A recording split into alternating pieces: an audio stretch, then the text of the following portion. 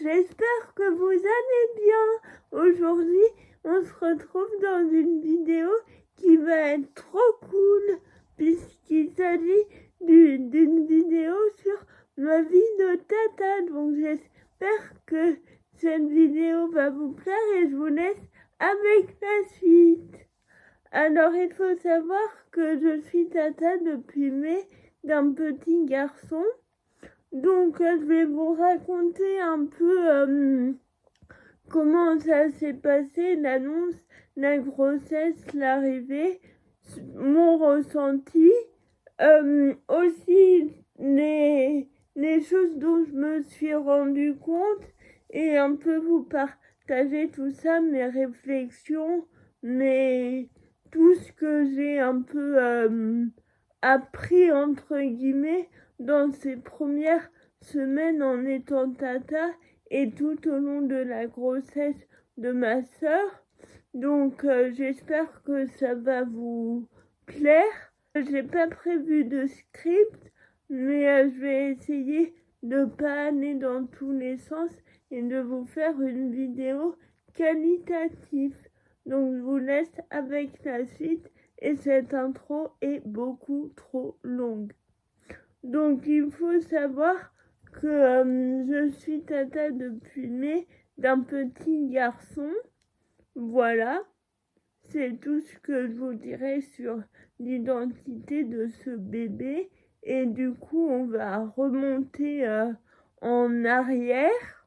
Alors il faut savoir que j'ai une sœur de 28 ans qui s'est mariée récemment. Depuis le mois d'août, juillet-août, me disait « Ah oui, peut-être que bientôt je vais être tata, peut-être pas, je savais pas, mais je me disais « Ça va peut-être bientôt arriver ». Et du coup, je me disais, ok, j'en parlais pas à ma sœur pour ne pas lui mettre une quelconque pression, mais je savais que ça allait arriver dans les mois, dans les années à venir, mais je m'attendais pas à ce que ça arrive aussi rapidement. Donc en septembre, je reçois un message de ma sœur me disant que je vais être tata.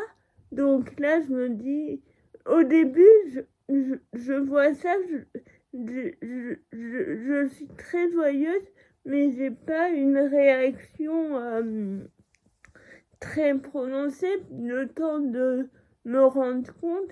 Et là, j'arrivais plus à parler, je tremblais, j'étais trop contente. Et du coup, j'étais super contente. Il faut savoir que, petite parenthèse, je suis handicapée à cause d'un accouchement difficile.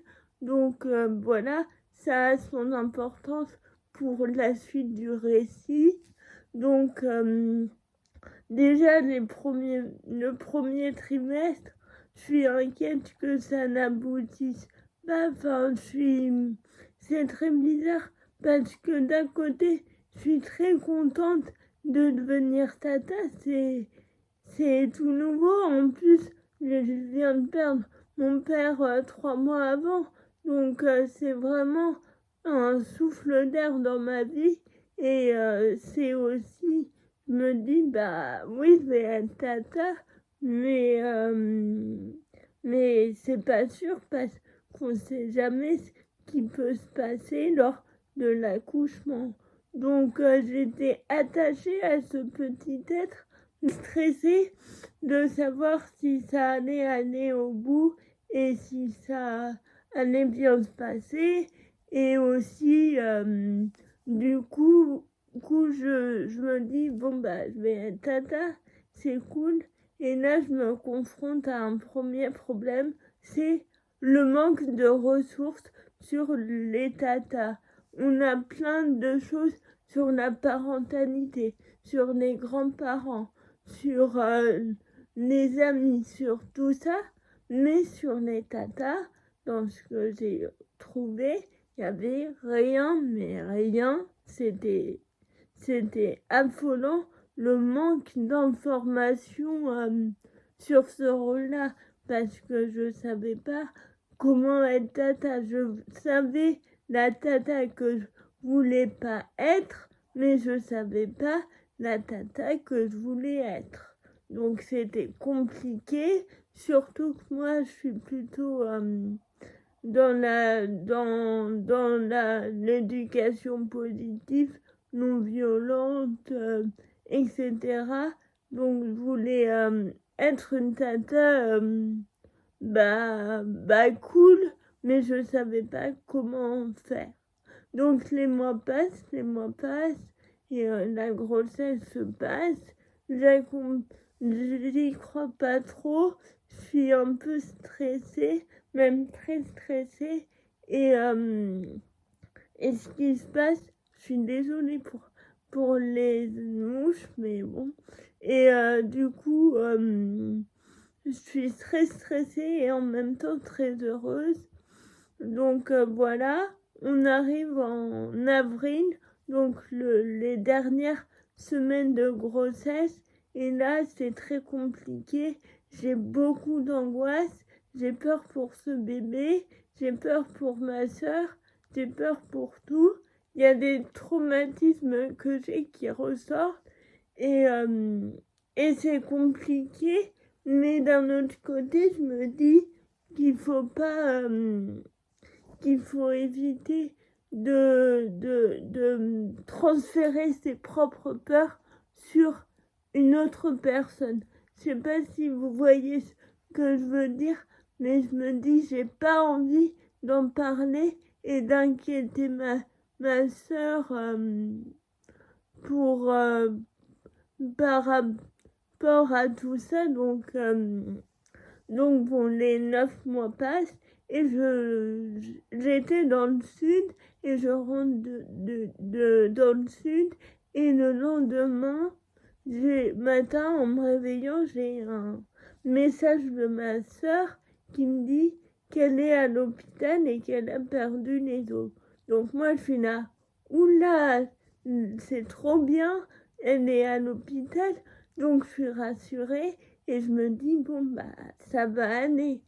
J'étais quand même un peu stressée et il faut savoir que le travail n'avançait pas et ça s'est vraiment accéléré quand j'ai appelé ma soeur. Donc, j'ai appelé ma soeur et 1 heure ou 2 après, ce bébé était là. Donc, moi, j'avais pas des nouvelles tout de suite.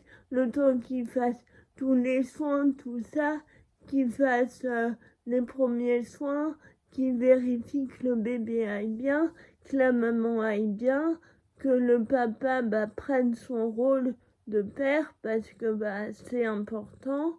Et du coup, j'avais pas de nouvelles. Donc, j'étais stressée, mais je me dis, attends, Fanny, ça va aller.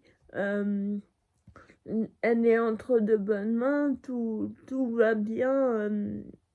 Et là, je reçois un message de, de, de mon beau-frère qui me dit que Tutut est né et qu'il va bien et que tout est ok.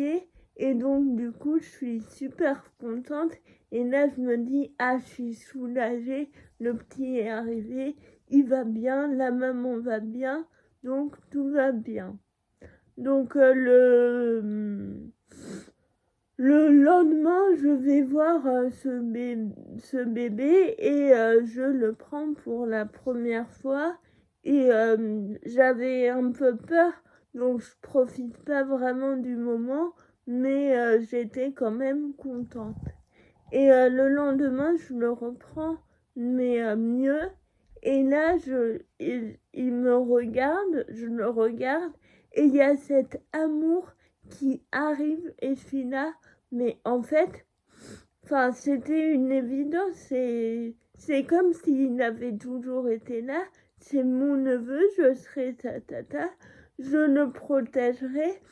Et je suis contente de pouvoir être tata et je me dis vraiment c'est génial et je me dis bah c'est cool et du coup là il a plusieurs semaines et ça se passe de mieux en mieux.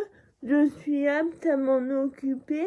Ça, je pensais qu'avec mon handicap, ce serait compliqué de m'occuper d'un si petit bébé, mais avec quelques aménagements, tout se passe très bien. Je m'en sors plutôt pas mal et on vit une belle vie.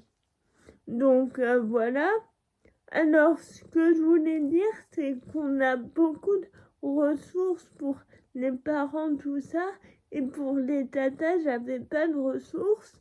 Donc, je me suis dit, ok, c'est à moi de créer mon propre rôle de tata.